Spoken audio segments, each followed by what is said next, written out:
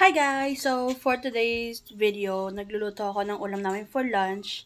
Ang ulam namin ay ginisang toge with tokwa. So, nagpiprito na ako ng tokwa. And ito, pamuna sa pawis yan, be. Huwag mo na pansinin. So, pakita ko sa inyo yung piniprito ko. Yan. Pangalawang batch na yan. At, meron pa dito. Tapos, ito na hiniwa-hiwa ko. Tapos, yun na yung daming toge. Sarap. Tapos, lagyan natin ng toyo with oyster. Perfect. Yan, meron ako dito ayan. Tokwa, syempre, be. Tapos yung tira naming sausawan kagabi. Ulam ng tilapia. Yan, for the try. Okay. Wow! Papa. Mama pa. Hindi maanghang na. Wala kinain ko na lahat yung sili O, kagabi. di ba? Papa, kinain yung sili. Kaya pala walang anghang yung toyo, be. Puro kalawansi yung natira. Sarap niya kagabi. Ulam namin tilapia. Tapos yan, sausawan namin. Toyo na may kalamansi, na may siling red. Ang sarap. Perfect. Tapos ayun guys, bumili si Papa ng mais. Ayan. Merienda namin mamayang hapon. Diba? White na mais. Yan. Sarap kaya ito, be. White na mais. Merienda namin yan mamaya. Kasi ang hirap mag-isip ng merienda. Kahit may tindahan kami. Ang hirap mag-isip ng merienda. Diba kahapon merienda ko loli. Na may kanin, na may kinamin. Diyan makumain yung tatay ko. Na. Yan si Papa, naglilinis siya ng isda. Ulam yan nila Migibe. Ayun o, dahil yung ulam mo. Pak. Yan si Papa, for the clean. Nililinis pa niya, be. Sila Miggy na makakain.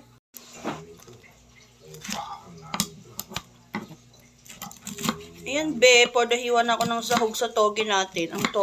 Ang tokwa. Kimpamparang tokwa. Nasunog pa yung isa. Yan. Hindi naman super sunog. Iwalay ko yun kasi papakin ko na yun, be. O, the hiwa. Ganyan lang ang hiwa ko. Yan. Para perfect na. Huwag masyadong maliliit, be. Kasi for the OA naman, pag maliit. Kasi malalaking tao kami, be. Kailangan malalaki din yung hiwa. Yan. For the hiwa-hiwa lang. Hanggang sa matapos. Last batch na. Ay, hindi. Oo, last batch na yung sinalang ko ulit doon. Last batch na yun ng tokwa. Tapos, for the gisa-gisa na later.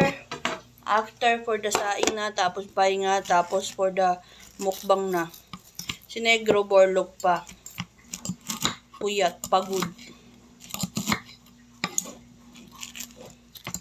Nasa Pasay si Negro B. Ako nandito ako sa aming bahay. Sa Dasma. Sarap ng tokwa. Sarap kaya ng tokwa pag toasted na ganito. Tapos sasaw-saw mo talaga sa toyo. Uy! Sarap ng kain na naman ni Papa Bear. Dami na naman yung makakain, guys. Dami na siya makakain. Huwag niyo pansinin yung damit sa balikat ko. Siyempre, pamuna siya ng pawis, B. Kaya mag-iisip ng right. Ubos na yung sahog.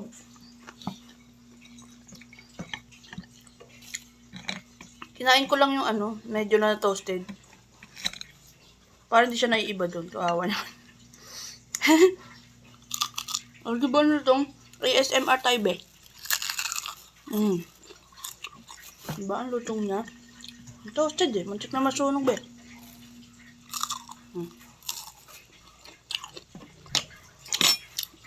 9:16 pa lang. Nagluto na ako ng ulam for lunch. Kasi mamaya, be, sobrang init na. Para mamaya, pahinga na lang and kain. Ito yung na-toasted. Patikman mo to pa. Sarap. Pakinggan nyo.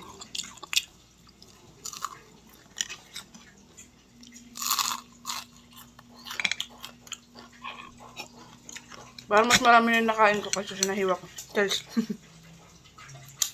Pakain ko papa. Update ko kay guys pag magigisa na ako ng toge. For the go.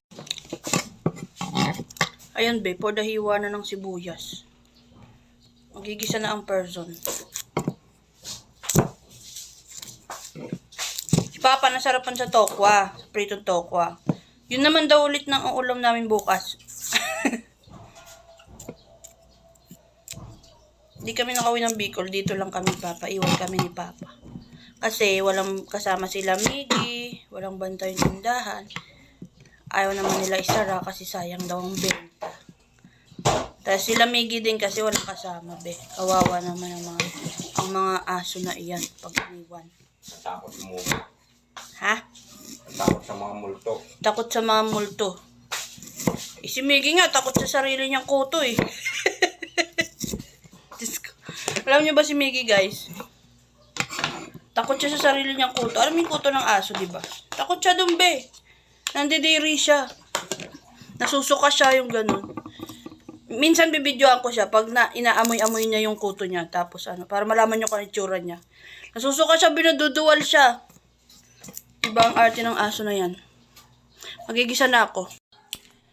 So, maya-maya na ako magigisa mga 10. 9:41 na. So, yung pahinga muna ng slide. Kasi medyo majinit na. And, yan. Naka-ready naman na yung mga gagamitin ko. Yung mga lulutuin ko. Si Papa yun. Inaayos niya pa rin yung ulam ng mga aso. Ng mga pusa. May sarili silang mga ulam, be. Bibili sila sarili ng ulam. Iba yung ulam nila sa ulam namin. Pero minsan, kinakain nila yung ulam namin. Kami, di namin makakain yung ulam nila. Minsan, isang beses pala, nung isang araw, nandito pa si Mama, nagprito siya ng isda, be. Prito siya isda. Akala ko sa akin yun, be. Akala ko ulam ko yun. Ulam pala ng mga aso yun. Pero kumain din ako dalawa. Pag prito kakain ako, pero pag yung pinakuluan, hindi. Tingnan mo. Inubos na niya yung be. Yung mukbang. Tinoyo yung kalan namin ni Ay bumukas. Ayaw sumindi. Yung tatay ko, inubos na niya yan. Yan yung sahog, be. Ito yung ulam nila, Miggy, oh. Diba? Tapos lalagyan na siya sa ref. Di pa rin ako makapaggisa, be, kasi tinoyo yung kalan namin. Ayan, oh. Inaayos ni Papa. Ganyan siya, be. Hindi siya, mahirap siya minsan silbihan. Sinutoyo siya. Kaya hingahin mo muna.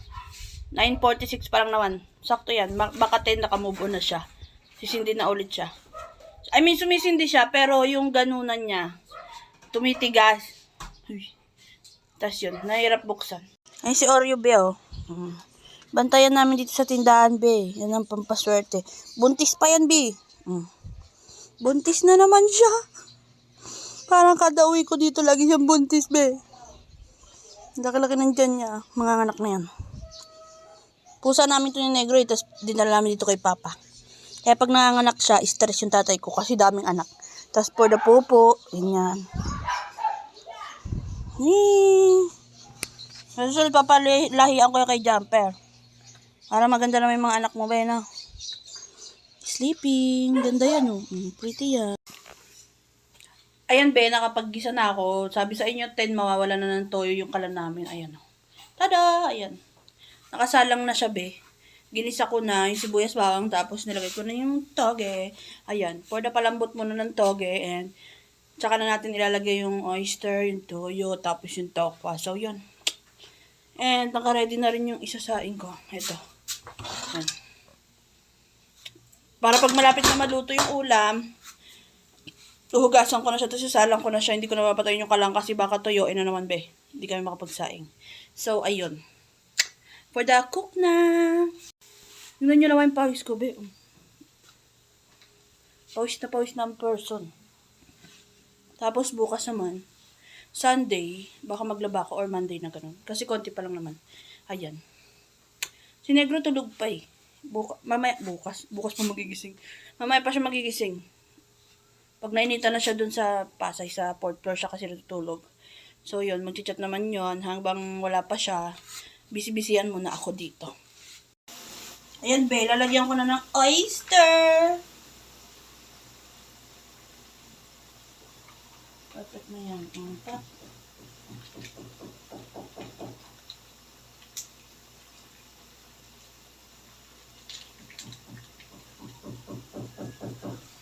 Tapos for the halo,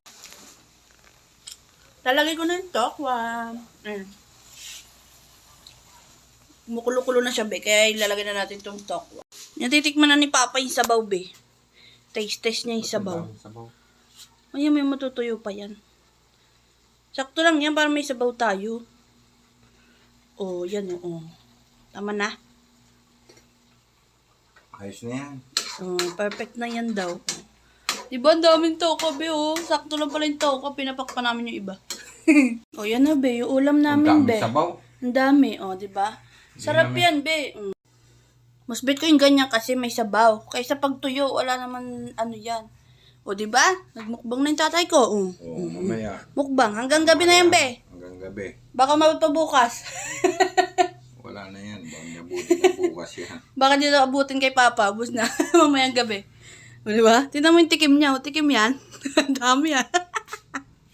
Ibang klaseng tikim to. Diba? Ang dami namin ulam, be. Dalawa lang kami dito. Sakto lang pa rin tokwa. Init, no? Sarap, oh. Siyempre, biluto kayo, be. Sarap talaga.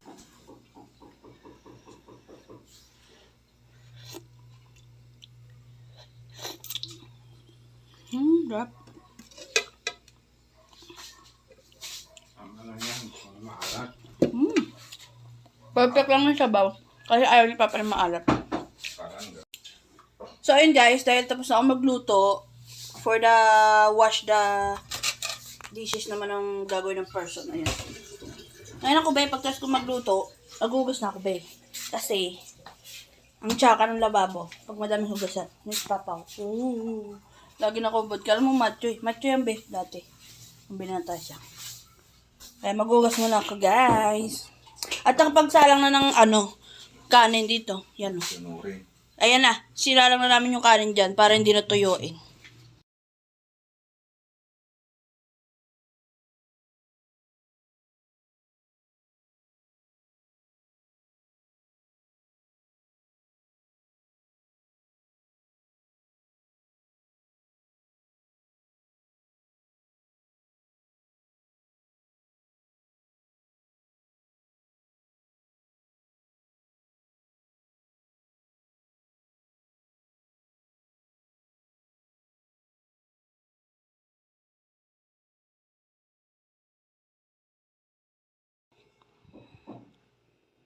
Doggy with tokwa.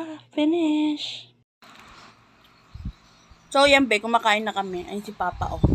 Kain na kami ng lunch. Siyempre, niluto kong doggy na may tokwa. Ayan yun. Dito kami sa tindahan kumakain.